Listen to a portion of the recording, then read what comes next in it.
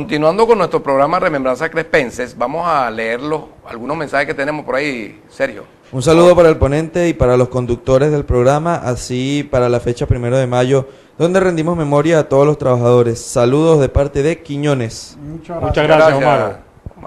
Excelente programa, no me lo pierdo. Felicitaciones, muy buen programa. Saludos a cada uno de los que aparecen dentro de él. Los felicito, muy buen programa. Todos los miércoles pendiente de Candela Televisión para ver Remembranzas Crespenses. Muchas gracias. Muchas gracias. Daniel. ¿Cómo llega Ramón Torres al mundo sindical? ¿Cómo llega a la federación? ¿Y cómo llega Ramón Torres a Hermanas Jiménez? Bueno, en primer lugar, aprovechando el tiempo, me inicio en el año 1970 en la Escuela de Veterinaria y Agronomía de la universidad.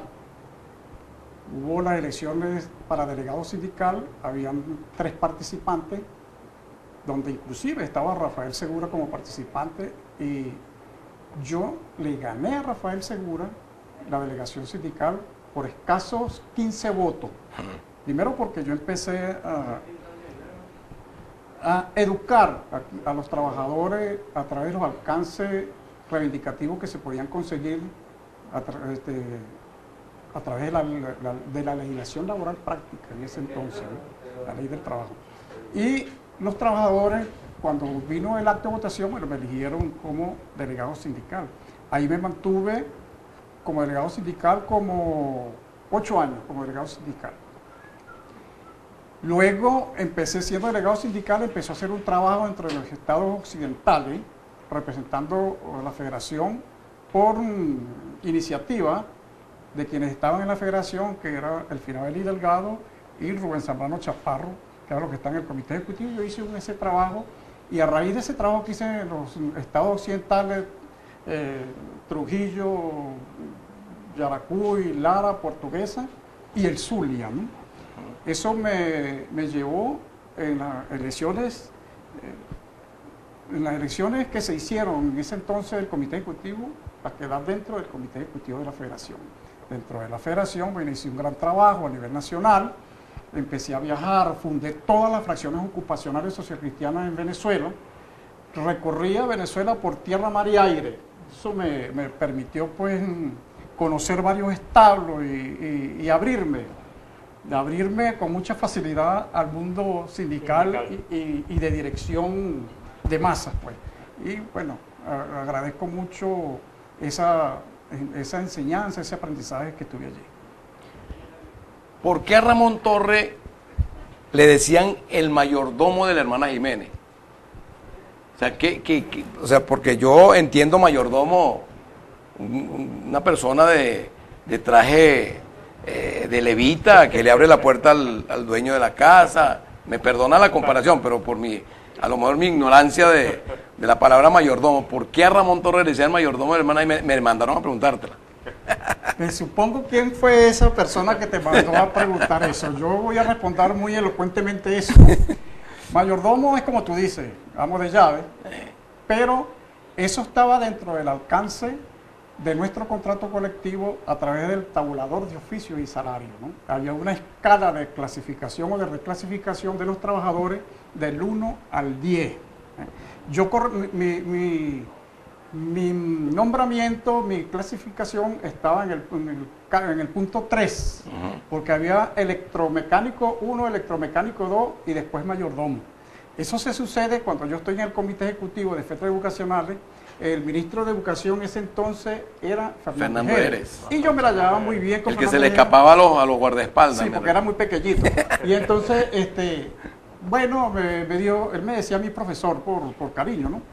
Mire, profesor, ¿qué hace usted? Amundo, si yo lo que tenía era un sueldo de vigilante en la universidad, por eso es que yo duré 14 años en la universidad. Y no, eso no te alcanza para nada. Me decía, vamos a buscarte otra entradita para que te desenvuelvas bien. Y entonces me dijo, vamos a ponerte electromecánico. No, ministro, yo le agradezco mucho, pero no me vaya a dar esa clasificación porque mañana o pasado quedo por fuera del comité ejecutivo de la federación y yo no soy mecánico. Entonces, deme el cargo más bien de mayordomo. Fui yo quien le exigí que me diera el cargo de mayordomo. Y ahí, cuando yo quedo fuera del comité ejecutivo de la federación, me quedaban 90 días de fuero sindical. Entonces busqué el sitio de acomodo. Yo al comienzo no iba a venir para Hermanas Jiménez, iba a venir para la Escuela Granja El Cují. Ah, ya. Porque ya me había reunido con los trabajadores, a mí todavía me quedaba fuero sindical y actuaba como tal, pues como dirigente sindical. Me reuní con los trabajadores, mira, yo vengo del comité ejecutivo, de ser dirigente, etcétera, etcétera. Cuando yo vengo, estoy en la casa, alguien me dice, un amigo mío, mira, pero es que el director de Hermanas Jiménez es un copellano. A lo mejor tú lo conoces, me dice. Bien, Celso Pineda. Cónchale, muy amigo mío, hemos trabajado juntos en las luchas, en la lucha sociopolítica. Sí, Bueno, entonces vengo y me reúno con Celso, mira Celso, yo llego y le pido una audiencia al ciudadano director, entonces me le identifico, no, Ramón Torres, ¿cómo está? Y pasé por adentro, y conversamos, por ahí viene todo, nos reunimos ahí con el personal obrero, entonces ahí fue donde ellos me aceptaron, porque no es fácil llegar ya clasificado a una institución, porque uno tiene que pasar por encima de quienes tienen años de servicio, porque hay una cadena que hay que respetar, ¿me entiendes? Claro. Pero en consideración a que yo venía de ser dirigente sindical, etcétera, por eso, pero no fue por capricho Claro. sino por una cláusula, por la cláusula contractual Claro. y de beneficio socioeconómico a través del tabulador de oficio. Y esos choques que tuvo Ramón cuando llegó la hermana Jiménez, que se oponía a que algunos trabajadores realizaran trabajos distintos a lo que fueron asignados, también esa pregunta me la mandaron a hacer. Bueno, vamos a contestársela porque sí es verdad. Lo que pasa es que el pescador nunca deja de manejar bien su anzuelo, ¿no? Así es. Y como yo venía del mundo sindical, yo tenía que ser respetuoso de la contratación colectiva y de la ley, ¿no? Entonces yo no podía en ningún momento permitir que a los compañeros trabajadores se le mancillara de esa manera. Entonces, por eso de allí mi defensa, cuando se trataba al compañero trabajador de mandársele a algo para los que no fueron contratados, entonces yo salía a la defensa, porque era ya un hecho de costumbre y de realización. Bueno, Claro, así es es. es la segunda parte que hablábamos del sindicalismo. Sí. La parte donde el dirigente sindical tiene que defender los derechos de sus trabajadores, el cumplimiento de ese contrato colectivo, claro, y en algunas oportunidades hacerle ver también sus deberes. Sí. Claro. Sus deberes. Fíjate, Daniel, que en Duaca, por ejemplo, y en alguna zona del municipio Crespo, en algunos planteles, algunas escuelas, la camaradería entre el personal docente y el personal obrero era tan estrecha, que bueno, se sentaban a comer, a desayunar juntos, a almorzar juntos, etcétera, etcétera. Y eso quizás le permitió una vinculación muy importante, ¿verdad? Para decirlo de alguna manera, muy importante para que el trabajador pudiera complacer al docente en realizar alguna cosa. Pero cuando existe una contratación colectiva donde se describe la función de un trabajador, eso tiene que ser respetado. Y esa era la función del dirigente sindical o del delegado sindical en aquel entonces. El delegado sindical era aquella persona que cargaba el contrato colectivo transformado en un librito en el bolsillo. Correcto. Así como algunos cargan la Constitución por ahí, sí, pero él la cargaba en el bolsillo para ver cuál es la cláusula que se estaba violentando, para tratar de decirle al patrono, llámese gobierno, llámese empresa privada, en decirle hay una violación del artículo tal del contrato colectivo. Y todos los contratos colectivos, como lo entendí como empresario, era para superar y mejorar lo que establecía la ley del trabajo. Así es. Porque hay otra cosa.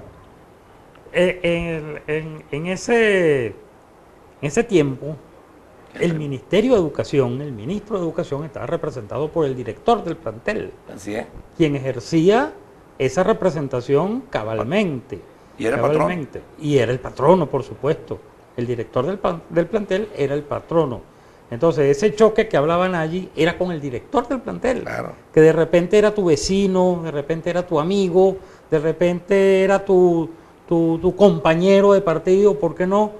Pero si estaba violentando ese contrato colectivo en tratar de imponer normativas que no estaban contempladas en ese contrato colectivo, bueno, el dirigente sindical estaba llamado a hacerle ese llamado de atención, claro, para la redundancia, para que el trabajador se sintiese beneficiado en esa representación sindical que tenía en su centro de trabajo. ¿Cuántos años dura Ramón Torres en el Hermanas Jiménez y qué otros proyectos tuvo posterior a la Hermanas Jiménez? Yo duré 22 años en Hermanas Jiménez. Una vida. Ya venía, sí, pero ya venía de cumplir otras actividades en la universidad y en el mismo ejecutivo del Estado. De manera pues que yo me sobrepasé al tiempo de servicio. Yo trabajé 35 años de servicio. Tuve que meter reposo porque ya no me querían dar la jubilación y tuve que hacerlo así pues hasta que me vino la resolución. Mira, yo en primer lugar quiero... Ya para finalizar. En primer lugar quiero agradecer la benevolencia de haberme invitado del profesor Daniel Segura Hijo y del ingeniero Nayab Jamá, que son los conductores y promovedores de este grandioso programa Remembranzas Crespense, que permite, como le dije al principio, saber de las cosas de ayer, de hoy y pronosticar las cosas del mañana, ¿no? Remembranzas es recordar. Nosotros podemos del movimiento obrero y del movimiento sindical hablar muchas cosas. Fíjate tú que el movimiento sindical hay dos facetas, lo voy a decir rápidamente.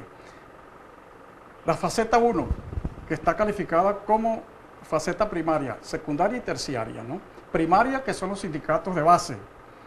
Secundaria, las federaciones, y terciaria, la Confederación de Trabajadores, o la QTB, o ANDE, etcétera, etcétera. Que en un programa más largo podríamos nosotros abarcar la creación, las consecuencias que hubo del movimiento sindical organizado, pero el tiempo no nos permite. De manera pues que yo le estoy altamente agradecido y reitero mi salud y mi respeto a todos y cada uno de los obreros educacionales, porque sin ellos yo no hubiese sido dirigente sindical, y agradecido también de la representación sociopolítica de aquel entonces que me dio la oportunidad de llegar hasta allí.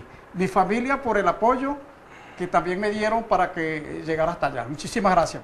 Bueno, gracias a ti, Ramón. De todas maneras, este programa está a tu disposición. Cuando lo creas conveniente, nos ponemos de acuerdo y podemos hacer otro programa con esta misma, digamos, con este mismo grado de interés. Y bueno, despedimos el programa pues hasta una próxima oportunidad, Daniel. Muy buenas tardes a toda esta extraordinaria teleaudiencia que miércoles a miércoles nos acompaña, obligándonos a cada día hacer un mejor programa con invitados de lujo como quien nos acompañó en la tarde de hoy. Muy buenas tardes, hasta el próximo miércoles. Hasta el próximo miércoles.